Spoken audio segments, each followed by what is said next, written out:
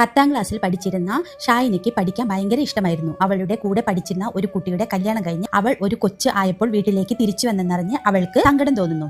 അവൾ ആ പെൺകുട്ടിയുടെ കൊച്ചിനെ കാണാൻ അങ്ങോട്ട് പോകാൻ ഒരുങ്ങുമ്പോൾ ഉമ്മ പറയുന്നു, ഇപ്പോൾ അങ്ങോട്ട് പോകേണ്ട, അവൾ വന്നിട്ടല്ലേ ഉള്ളൂ എന്ന്. പിന്നീട് അവൾ സ്കൂളിൽ പോകുകയോ കൂട്ടുകാരികളോട് മറ്റേ പെൺകുട്ടി വന്ന വിവരം പറയുകയും ചെയ്യുന്നു. അപ്പോൾ അവർ പറയുന്നു, നമ്മൾക്ക് ഒന്നിച്ച് വൈകിട്ട് അങ്ങോട്ട് പോകാമെന്ന്, ആ കൊച്ചിനെ കാണാമെന്നും പറയുന്നു. അങ്ങനെ അവളും കൂട്ടുകാരികളും കൂടെ ആ പെൺകുട്ടിയുടെ അടുത്ത് ആ കൊച്ചിനെ കാണാൻ പോകുന്നു. ഇവരെ കണ്ട ആ പെൺകുട്ടി പൊട്ടി കരയുന്നു.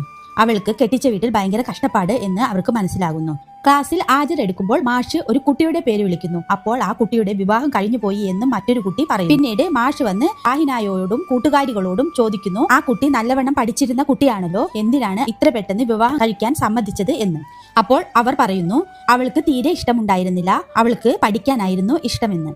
വേറൊരിടത്ത് അയാൾ ഭാര്യയെ നിർബന്ധിക്കുകയാണ്, തനിക്ക് വേറെ പെണ്ണ് കെട്ടണം എന്ന് പറഞ്ഞ്. അപ്പോൾ അവൾ പറയുന്നു, ഞാൻ ചത്തുകളയും എന്ന്. അവൻ പറയുന്നു, നിന്റെ വാപ്പ തരാനുള്ള സ്ത്രീധന തുക മുഴുവൻ തരാത്തത് കാരണമല്ലേ ഞാനും പെണ്ണ് കെട്ടാം എന്ന് പറയുന്നത്. എനിക്ക് ദുബായിൽ പോകണമെങ്കിൽ കുറച്ച് പൈസയുടെ ആവശ്യമുണ്ട്. അങ്ങനെ അവളെ സോപ്പിട്ട് അവൻ പെണ്ണ് കെട്ടാൻ അവളുടെ സമ്മതം മേടിക്കുന്നു. പിന്നീട് അവൻ ബ്രോക്കറുടെ അടുത്ത് വരികയും ബ്രോക്കറോട് തനിക്ക് സ്ത്രീധനം കുറഞ്ഞാലും വേണ്ടില്ല, നല്ല ഭംഗി ഒരു പെണ്ണിനെ തന്നെ വേണം എന്ന് അവൻ പറയുന്നു. അപ്പോൾ ബ്രോക്കർ പറയുന്നു, അതിനെന്താണ്, നമ്മൾക്ക് ശരിയാക്കാമല്ലോ എന്ന്. ഷാഹിനായുടെ ഉമ്മയുടെ അടുത്ത് വന്ന് വിവരങ്ങൾ പറയുന്നു. 32 വയസ്സായാലും അവർ സ്ത്രീധനമൊന്നും അധികം ചോദിക്കുന്നില്ല, 25,000 രൂപയും 10 പവനും മാത്രമേ ചോദിക്കുന്നുള്ളൂ എന്ന്. അത് നമ്മൾക്ക് എല്ലാവർക്കും കൂടി എങ്ങനെയെങ്കിലും ഉണ്ടാക്കി കൊടുക്കാമല്ലോ, പെൺകുട്ടികൾക്ക് പ്രായമായാൽ പിന്നെ വീട്ടിൽ വച്ചുകൊണ്ടിരിക്കാൻ പറ്റില്ല എന്നെല്ലാം ആ വന്നവർ ഉമ്മയോട് പറയുന്നു. ഇത് ഷാഹിനായോട് സൂചിപ്പിക്കാൻ പോകുമ്പോൾ തന്നെ അവൾ പറയുന്നു, എനിക്ക് 10ാം ക്ലാസ്സിലെ പരീക്ഷയാണ് ഉമ്മ, എന്നെ ഒന്ന് വെറുതെ വിട്ടേക്കൂ എന്ന്. ഒരു വാപ്പിയില്ലാത്ത കുട്ടിയുടെ കാര്യങ്ങളെല്ലാം നോക്കുന്നത് അവളുടെ മാമ ആയതുകൊണ്ട് ആ മാമ വന്ന് ആ ഉമ്മയോട് നിർബന്ധിക്കുന്നു. ആ ചെക്കനും ബ്രോക്കറും കൂടെ ക്ലാസ് എടുത്തുകൊണ്ടിരിക്കുമ്പോൾ അവളെ